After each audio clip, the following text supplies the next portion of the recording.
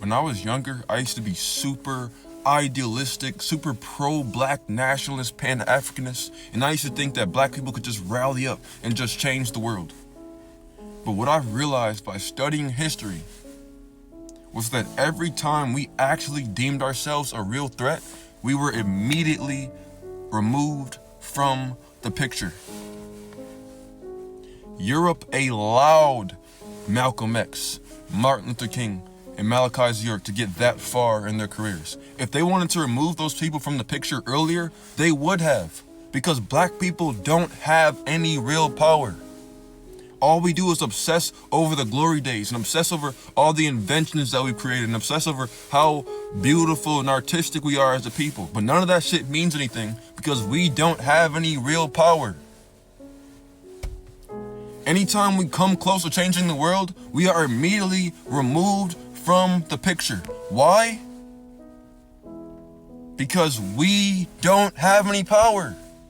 What is black power? I am convinced that shit doesn't exist. Even in Africa, it's the same story. Any black African person that came up in Africa that actually tried to change the world, they failed too. All of them failed. All of us failed. We can't even protect our own resources under our feet. We don't even speak our own languages. We don't know our fucking history. We don't have any power to actually change the world. That's what I've realized. And if I'm wrong, I would like to be proven wrong. I would like to have an example in which I'm wrong. I don't want to be right. I want to be wrong. But that's what I've seen. That seems to be the truth as of right now. If we rallied together and tried to take our shit back by force and we went to war with Europe, we would lose 10 out of 10 times because we don't have as much experience with war as they do. They will blow up the whole planet before they allow us to take our shit back by force. It seems like all we can do is wait for the other races to go extinct or wait for some god or for extraterrestrials or something to jump in and save us. I don't even know what black success means anymore because our success is limited. As long as our ambitions don't interfere with the plans of the world order, we can do whatever we would like to do. Which means that we can't really do what we want to do because once we actually do what we really want to do, we're going to be assassinated or killed or shut the fuck down. It happens every single time.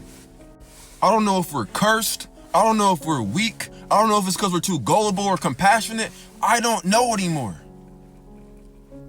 So right now, all I'm focused on right now is myself. I'm just gonna focus on working on myself, because that seems like all I really can do. If I actually had a real impact on the world, I would be in jail or dead. I know that to be a fact. If I was an actual real threat, I would be dead or in prison for life. Like Malachi Z. York is, and like Malcolm X and Martin Luther King is, who both died at 39 years old. Or I'll end up like some Jesus getting put up on some fucking cross. Anytime black people are actually successful, we are removed from the picture. It seems like all we can really do is find a spot in this society and be some type of entertainer, athlete, maybe a doctor, or pick some type of career or make some type of business in the white world. Don't try to control the wind or the sea. Just adjust the sail. And I got that advice from Malachi Z. York. That's the best advice I've ever heard in my life as a black person. Don't try to control the wind or the sea. Just adjust the sail. The one thing that they can't stop from evolving is our soul. So focus on that. Focus on doing what you can do. And I'm not saying that I'm going to give up.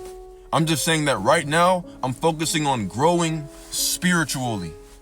Because that is the one thing that they cannot stop. And this realization that I came to a few years ago caused me to take the spiritual path. And I grew so far spiritually to the point where I was able to become self-aware through self-realization.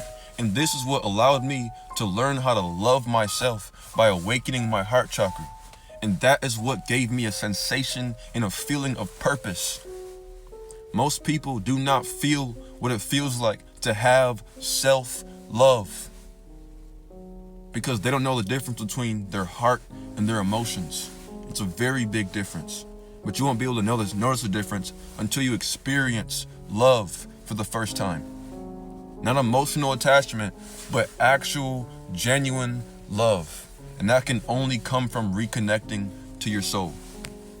Now, if you would like to learn how to awaken your heart chakra, it's going to take some time. It's like planting a seed and waiting for it to grow. You have to be patient, and you have to be consistent and give your soul the nourishment it needs to allow that flower to bloom and blossom. But if you stay on it and stay consistent and keep working on it every single day, the level of fulfillment that you will get from awakening your heart chakra, disconnecting from the world, and reconnecting to your soul is the most satisfying sensation on this planet. It's very much worth it with the time that it takes. But if you'd like to learn how to do it, click the link in my profile bio and read my book, Awakening the Divine Mind.